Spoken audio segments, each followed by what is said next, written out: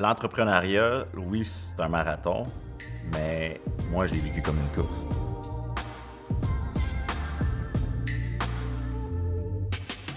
J'étais passionné d'auto, j'étais passionné de camions, c'était d'avoir beaucoup de véhicules, c'était de réussir à avoir la belle blonde, la belle famille. Tout paraît bien, tout va bien dans la vie, t'as de l'argent, t'as pas de soucis financiers, la maison sur le bord de l'eau, le chalet dans le nord, la belle maison en périphérie de Montréal. C'est un peu ça que j'ai tout le temps aspiré étant jeune. J'ai des bonnes valeurs familiales, je suis pas proche de mes parents. Aujourd'hui, j'ai fait une intergénération avec mes parents à la maison, fait que la famille, c'était super important. Donc, c'est un peu ça, la réussite familiale, le succès familial, d'aider les gens dans ta famille, les faire grandir, les faire évoluer, puis les aider financièrement quand on est capable. Je m'identifie président ou entrepreneur. En fait, ma business me représente beaucoup. C'est là que j'ai comme un détachement à faire. Comme je disais, j'ai fait beaucoup de croissance personnelle, mais je sais que ma business, c'est moi. Bien, pas c'est moi, mais j'ai l'impression que sans ma business, je ne ferais pas grand-chose. Fait que au cours de la dernière année, j'ai voulu me diversifier un peu plus, puis justement apprendre à c'est qui un peu plus Maxime, c'est qui voir, mettons, si j'enlève extrême de Maxime, c'est qui Maxime, c'est quoi Maxime. Fait que j'ai développé d'autres business.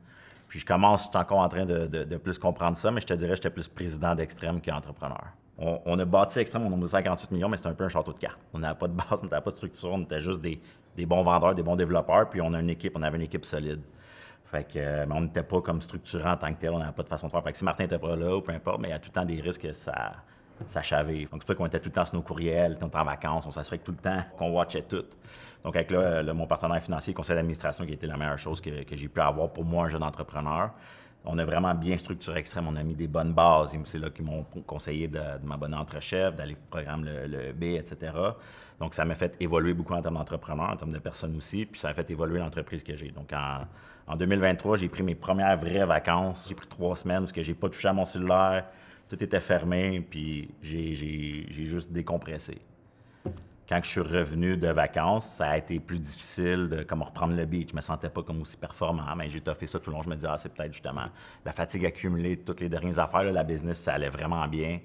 Tout était structuré. C'est là que j'ai commencé aussi mon parcours de l'EB. Je me suis dit, ça va bien, puis je peux être là moins souvent, etc. J'ai pris ça vraiment pour acquis un petit peu. J'ai vraiment lâché prise pendant un peu cette année-là. Ben, pas lâché prise dans la business, mais lâché prise, mettons, sur tout ce que je voulais contrôler parce que mes gens étaient en place. J'ai eu de la difficulté tout le long, jusqu'aux vacances d'été. J'ai jamais repris le beat que j'avais auparavant. J'étais allé en vacances d'été, puis là, quand je suis revenu, encore une fois, j'ai pris mes autres vacances d'été sans prendre mon cellulaire, pour décrocher complètement, sans me soucier de rien. Je savais que mes gens en arrière, ils allaient tout bien gérer. Quand je suis revenu de vacances, j'ai eu comme un peu une semaine, 2 semaines que, on se sent bien, tout est correct, puis du répit. Puis après ça, au mois de septembre, là, j'ai vraiment commencé à sentir... je me sentais vraiment pas performant. Je me sentais vraiment pas bien. J'étais vraiment loin du Maxime performant, du Maxime ultra compétitif, du Maxime qui réussit, qui pousse, qui trouve des solutions. Là, j'étais devant... J'avais des situations dans mon entreprise, des litiges entre des collègues, des trucs comme ça. Je gérais pas dans ma direction, je gérais pas des affaires, puis il y a des affaires que j'aurais dû prendre plus action aussi, plus bas dans ma compagnie, tous mes problèmes, ça me tentait pas, c'était lourd. Quand j'avais des décisions à prendre, c'était un nuage. Normalement, je savais tout le temps, j'étais un solutionneur, dans tout le temps, j'étais un solutionneur, m'a trouvé des options, puis là, j'arrivais devant un problème, c'était blanc, c'était un nuage. Je voyais pas comment je pouvais visualiser pour traiter tel problème ou telle situation ou transformer ça en opportunité, ce qui a tout le temps été une de mes forces. Là, je savais plus quoi faire. Puis c'est là que je me suis dit, il y a vraiment de quoi qui se passe. J'ai compris que mon cerveau était en shutdown. C'est pas que je voulais pas, c'est pas que je voulais ça, c'est que j'avais pas le contrôle là-dessus. C'est mon cerveau il y a des affaires qui marchaient plus, comme qui marchaient auparavant. Fait que c'est là que j'ai compris un peu, en faisant les tests, puis après ça, elle me l'a dit quand j'ai eu les résultats, là, elle m'a dit t'es en burn-out, dépression. Fait que j'ai dit, OK, tu sais quoi, prochain step, soit prendre beaucoup de repos. Je suis entrepreneur, je peux pas. Puis je veux pas faire ça non plus, laisser ma compagnie comme ça, parce que quand j'ai acquis, j'ai des grosses dettes, j'ai des gros paiements à faire. Et elle dit, c'est des antidépresseurs. Fait que j'ai dit, OK, mais je veux pas prendre des antidépresseurs. Fait que là, elle me dit, c'est ça ton option. Je n'étais pas un pro-pilote. En fait, même, je croyais pas vraiment à la dépression, je croyais pas au burn-out, je croyais pas à ces trucs-là. Je me disais, c'est tout un mindset. C'est les gens qui se mettent pas dans une position mentale pour sortir de ça ou pour... ça me frappait un peu de place, le karma qui leur frappe dans la face, on peut dire. Puis, fait que depuis le mois d'octobre, je suis antidépresseurs. Puis là, on arrivait... je suis encore dans le processus, je suis encore dedans. Je me sens pas guéri de ça. Mais j'ai doublé ma dose au mois de janvier, début janvier à mon retour de vacances parce que je savais l'impact que je pouvais avoir. Puis là, dans une période quand même assez difficile dans mon entreprise où on a ressent un ralentissement économique un petit peu, on voit les trucs avec Trump. Donc, je performe pas comme que je devrais. Puis, j'ai doublé ma dose au mois de janvier sous la recommandation de mon médecin. Là. Puis, depuis ce temps-là, ça va vraiment. Ben, quand j'ai commencé au mois de novembre, ça allait déjà mieux.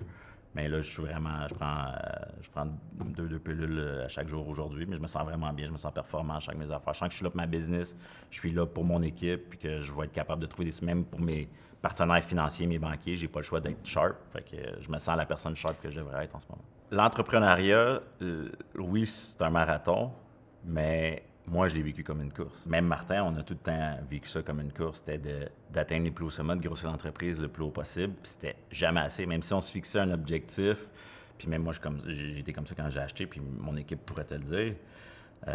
On se fixait un objectif X. À moitié de l'année, on était rendu qu'on dépassait cet objectif-là. Ben, on montait l'objectif. Puis si on n'était pas au nouveau objectif qu'on s'était fixé, on n'était pas content. Puis l'année d'après, on se mettait un autre objectif, puis il fallait qu'on le dépasse. On n'était jamais satisfait de nos croissances. Il fallait tout le temps même si en cours d'année, on dépassait ce qu'on s'était fixé en début d'année, on n'était pas satisfait. On était déçus de ne pas avoir fait plus parce qu'on avait connu une bonne année, on n'avait pas atteint peut-être l'autre step qui était plus grand. Je suis encore dans le processus pas de guérison, mais je suis encore dans le processus un peu de mieux vivre avec ça, puis m'en sortir, si je peux dire. Depuis le début, quand j'ai commencé à avoir les symptômes, en fait, quand j'ai fait face, quand j'ai fait les examens, puis j'ai vu, je n'étais pas la personne que je suis, les tests de RTMS que j'ai fait, ensuite de ça, les antidépresseurs que j'ai dû prendre parce que je voyais l'RTMS était trop demandant en termes de temps, puis d'énergie, puis même financièrement. J'ai essayé en fait, j'ai diminué aussi mes consommations d'alcool, mes sorties, pour essayer d'en avoir un petit peu plus, parce qu'à un moment donné, ça vient que c'est fatigant dans une vie très relationnelle. Que la business, moi, c'est aussi beaucoup du relationnel. J'ai également le sport que j'essaie d'en faire plus, d'un peu plus me mettre. J'aimerais éventuellement aussi me remettre à la course pour perdre un petit peu le petit gras que j'ai accumulé. J'ai ma famille qui est beaucoup un gros... que je vais chercher du gaz, que je vais chercher de l'énergie en étant avec eux autres. Puis j'aimerais ça en faire plus avec les amis également. En fait, déjà là, en sortant un peu de cette période-là avec la médication, ça m'aide à être moins isolé.